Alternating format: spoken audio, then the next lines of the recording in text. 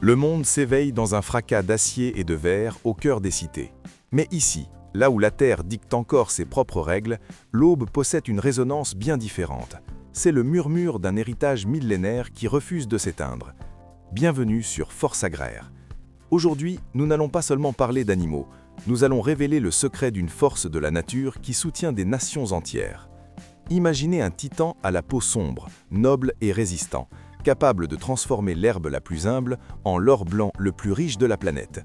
Nous plongeons dans l'univers des buffles d'eau, des êtres majestueux qui sont bien plus que du bétail. Ils sont le moteur d'une économie invisible, l'épargne de millions de familles et le pilier d'une sécurité alimentaire qui défie l'industrie moderne. Dans ce voyage cinématographique, nous découvrirons pourquoi le buffle Murat est considéré comme l'étalon or mondial, comment la race Nili Ravi domine les fleuves du Pakistan et quel est le véritable processus technique derrière ces machines biologiques à haute efficacité. Nous verrons comment la technologie agricole s'unit à la tradition ancestrale pour qu'un petit producteur, avec seulement 2 animaux, puisse nourrir une métropole. Si vous vous êtes déjà demandé d'où vient la véritable force qui nourrit le monde, vous êtes au bon endroit. Mais avant de révéler les secrets de ces races légendaires, je vous invite à rejoindre notre communauté de passionnés du monde rural. Laissez un j'aime dès maintenant si vous pensez que le travail des producteurs ruraux mérite d'être reconnu dans le monde entier. Abonnez-vous à la chaîne Force Agraire. Ne laissez pas l'algorithme vous éloigner des histoires les plus profondes et éducatives de la vie rurale. Activez la cloche pour être le premier informé de chaque nouvelle récolte de savoir. Laissez-nous un commentaire. À la fin de la vidéo, dites-nous lequel de ces processus vous a le plus surpris, ou si vous avez déjà admiré de près la noblesse d'un buffle. Préparez-vous, affûtez vos sens et respirez l'air du matin. L'histoire du géant le plus productif du monde rural commence maintenant. Pour comprendre l'ampleur de l'industrie buffaline, nous devons nous éloigner de la vision romantique et pénétrer dans l'ingénierie biologique et la gestion technique qui rythment le quotidien des fermes. Le processus de production ne commence pas à la traite, mais des mois plus tôt, par la préparation minutieuse de la terre et le cycle du fourrage. Dans les régions les plus productives, comme le Pendjab ou les plaines de l'Uttar Pradesh, l'éleveur devient un gestionnaire d'écosystèmes. La terre est labourée avec précision, préparant le sol pour les cultures de sorgho, de maïs et de trèfle d'Alexandrie qui serviront de base nutritionnelle à ces géants.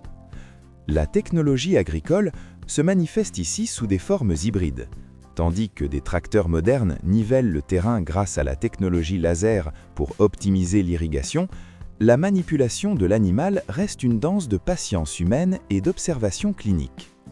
Le buffle de rivière, qui représente 70% de la population mondiale, est une merveille d'efficacité digestive. Sa capacité à dégrader des fibres que d'autres bovins rejetteraient est ce qui permet à une petite exploitation d'être rentable même dans des conditions climatiques adverses. Parlons du joyau de la couronne, la race Murat. Originaire de Delhi et du Pendjab, cette race est l'étalon or pour une raison technique indiscutable, sa persistance de lactation. Une bufflonne Murat bien gérée ne produit pas seulement entre 2500 et 3700 litres par cycle, elle le fait en maintenant une courbe de production stable, ce qui garantit des revenus constants pour la famille rurale. Physiquement, c'est un animal robuste, d'un noir de jais, doté de cornes courtes qui s'enroulent en spirale, une caractéristique que les éleveurs observent avec rigueur, car une corne bien formée est souvent l'indicateur d'une génétique pure et saine. L'élevage de races comme la Nili Ravi au Pakistan hisse ce processus à un niveau supérieur de spécialisation. Ces animaux, connus pour leurs yeux de cristal ou leurs taches blanches distinctives, possèdent un développement de la glande mammaire qui fait l'objet d'études scientifiques. Le processus de traite dans ces fermes est une opération de précision chimique. En raison de la teneur élevée en matière grasse du lait de bufflonne, qui est le double de celle d'une vache conventionnelle, la gestion post-traite nécessite une chaîne du froid immédiate et rigoureuse pour éviter la dégradation des lipides. C'est là qu'entrent en jeu les centres de collecte modernes, où la technologie de refroidissement rapide s'allie à l'effort du petit producteur qui arrive sur sa motocyclette avec ses bidons en métal. Dans les provinces du Sindh et du Gujarat, nous trouvons des races comme la Jafarabadi, les poids lourds du monde buffalin. Avec des mâles atteignant la tonne, leur gestion nécessite des infrastructures d'enclos conçues pour une haute résistance. Leur lait, qui peut atteindre un taux impressionnant de 10% de matière grasse, est la matière première essentielle pour le ghee d'exportation. Le processus d'alimentation de ces animaux est strictement contrôlé. Il ne s'agit pas seulement de quantité, mais du rapport protéines-énergie pour s'assurer que l'animal n'accumule pas de graisse corporelle au détriment de la production mammaire. La race Surti, quant à elle, nous montre le versant de l'efficacité économique en espace réduit. Ce sont des animaux plus petits, faciles à manipuler par les femmes et les enfants dans les fermes familiales, et ils nécessitent 20% de moins d'entretien alimentaire que les grandes races. La forme en faucille de leurs cornes et leur peau grisâtre sont les signatures d'une race qui a évolué pour prospérer dans des climats à forte humidité, prouvant que la technologie de l'évolution naturelle est aussi puissante que n'importe quelle machine créée par l'homme. Nous ne pouvons oublier la Badawari, la spécialiste des climats extrêmes. Alors que d'autres races voient leur production chuter sous le soleil brûlant de l'Inde centrale, la Badawari maintient sa composition laitière intacte. C'est l'exemple parfait de la manière dont la sélection génétique rurale a privilégié des animaux non seulement pour leur volume, mais pour leur résilience. Son pelage couleur cuivre est une adaptation visuelle à son environnement, et son lait est spécifiquement recherché pour des produits artisanaux de haute valeur sur les marchés urbains. Le cycle s'achève avec la Messana, fruit de croisement stratégique entre Murat et Surti. Cet animal représente l'aboutissement du désir de l'éleveur, un buffle facile à traire, doté d'une vie productive dépassant les 20 ans et maintenant une régularité reproductive annuelle. Derrière chaque exemplaire de Messana se cachent des décennies de registres manuels et une sélection empirique qui s'appuie aujourd'hui sur des bases de données digitales et des programmes d'insémination artificielle financés par des coopératives laitières. Ce bloc de production est le cœur battant de la campagne. C'est un système où le fumier retourne à la terre comme fertilisant organique, fermant un cercle de durabilité que l'agriculture industrielle oublie souvent. Ici, la machine et l'animal ne sont pas en compétition. Ils se complètent sous la direction de l'homme qui connaît chaque cycle de la lune et chaque besoin de son troupeau. C'est une industrie massive bâtie sur la somme de millions de petits gestes de soins quotidiens. Au cœur de chaque ferme, il existe une horloge dont les aiguilles ne sont pas de métal, mais battent au rythme des cycles de la Terre. Comprendre le buffle d'eau, c'est par essence comprendre le temps des récoltes et la patience des saisons. Il existe une curiosité technique que peu de gens en dehors du monde rural connaissent. Le buffle est un animal thermodynamique par nature. À la différence des bovins traditionnels, sa peau est une carte de résistance, mais d'une vulnérabilité poétique. En possédant une densité de glandes sudoripares 10 fois inférieure à celle d'une vache commune, le buffle nous enseigne l'importance de la pause. L'acte de s'immerger dans la boue ou dans l'eau n'est pas une simple habitude de propreté, c'est une métaphore de la vie rurale. Pour être productif et fort, il faut d'abord savoir trouver l'équilibre avec son environnement. Cette connexion avec les éléments naturels se reflète dans les histoires de domaines transmis de génération en génération. On raconte dans les villages du Punjab qu'une bufflonne n'est pas la propriété d'un homme, mais un membre de sa lignée. Il existe des secrets de culture et de gestion que l'on ne trouve pas dans les manuels d'agronomie, mais dans l'observation silencieuse des cycles naturels. Par exemple, la longévité de la race Murra, qui peut atteindre 30 ans, est un témoignage de l'évolution de la technologie de terrain appliquée à la vie. Alors que le monde moderne recherche l'immédiateté, l'éleveur de buffles investit sur des décennies. Il sait qu'une bonne femelle est un héritage qui nourrira ses petits. Le lait, ce liquide dense et nacré, est en soi une curiosité de la biologie rurale. Sa couleur d'un blanc pur, dépourvue de la teinte jaunâtre du carotène présent dans le lait de vache, est une signature de pureté technique. Mais au-delà de la donnée, le lait représente la transformation de l'effort humain en vie.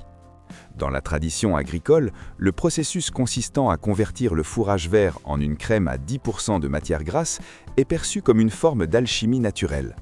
C'est ici que les métaphores liées à la nature prennent toute leur force. Le buffle est comme l'arbre de santal. Il grandit lentement, requiert des soins spécifiques, mais son fruit est d'une richesse inégalable. Dans la vie des exploitations, chaque détail raconte une histoire d'adaptation. La race Nili Ravi, avec ses taches blanches qui ressemblent à des éclats d'étoiles par une nuit noire, n'est pas qu'un caprice esthétique de la génétique. Ses yeux de cristal sont des fenêtres ouvertes sur une histoire de survie au bord des rivières. La manipulation de ces animaux est un art fluide. L'éleveur apprend à lire le mouvement des oreilles et la tension de la peau comme on lit un livre ancien. C'est une éducation qui ne s'acquiert pas à l'école, mais sous le soleil brûlant et les pluies de mousson. L'évolution de la technologie dans les campagnes a tenté de mécaniser ce lien, mais l'essence reste inaltérable. Bien que nous utilisions aujourd'hui des capteurs d'activité et des systèmes de traite automatisés, le buffle répond toujours à l'appel du berger. C'est là la curiosité la plus profonde du monde agricole. À l'ère de l'intelligence artificielle, la plus grande productivité dépend encore de la confiance entre l'homme et l'animal. C'est une connexion qui défie la logique du marché pour se réfugier dans la logique de la terre.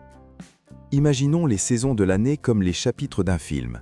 L'hiver apporte le calme et le fourrage sec, période où l'animal conserve son énergie et où le lait devient plus concentré, presque comme une métaphore de l'introspection humaine. Le printemps, avec ses jeunes pousses, fait exploser la production et célèbre la vie avec la naissance de nouveaux bufflons qui assurent la continuité du cycle. Chaque naissance à la ferme est un événement à la fois technique et émotionnel.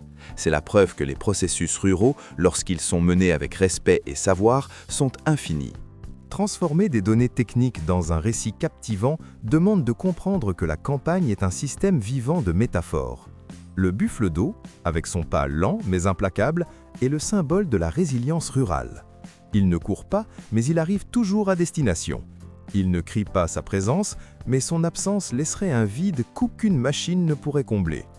Il est le gardien des traditions agricoles et le pionnier d'une production rurale qui, curieusement, revient à ses bases les plus organiques et durables. Ce chapitre de notre histoire nous rappelle que derrière chaque statistique de production et chaque avancée technologique rurale, il y a un cœur qui bat au rythme de la terre.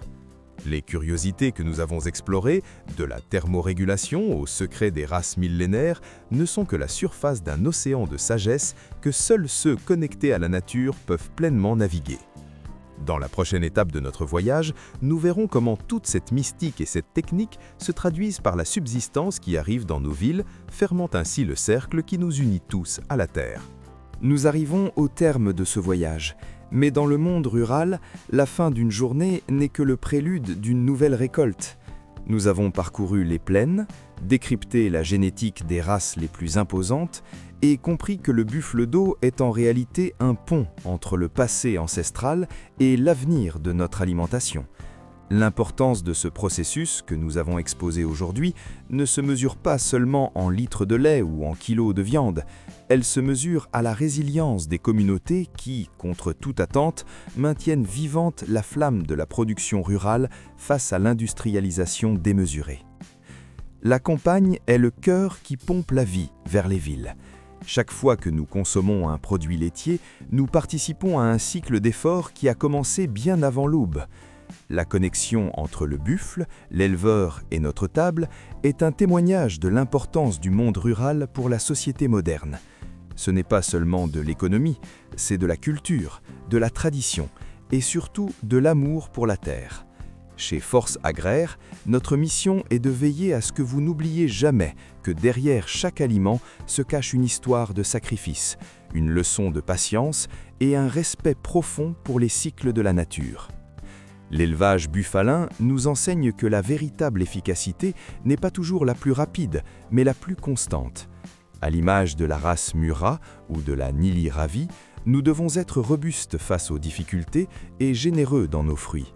Ce savoir que nous partageons aujourd'hui est un outil pour mieux valoriser ce que nous possédons et pour comprendre que la technologie rurale la plus avancée est celle qui sait travailler en harmonie avec la création.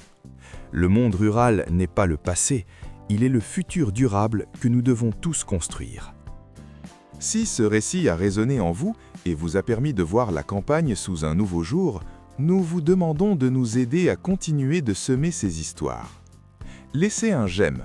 Votre soutien est la force qui nous pousse à continuer de documenter la vie rurale. Abonnez-vous à la chaîne Force Agraire. Rejoignez cette grande famille de protecteurs de la terre et ne manquez pas notre prochain contenu cinématographique. Commentez dès maintenant, qu'est-ce qui a le plus attiré votre attention? Connaissiez-vous l'incroyable longévité et la richesse de ces races? Nous voulons vous lire et apprendre de votre expérience. La vidéo d'aujourd'hui s'arrête ici. Merci de nous avoir accompagnés jusqu'au bout. Très bientôt, un nouveau contenu arrivera sur la chaîne, dévoilant plus d'histoires, plus de processus et plus de curiosités du fascinant monde rural. À la prochaine vidéo. Que Dieu vous bénisse et restez avec Dieu.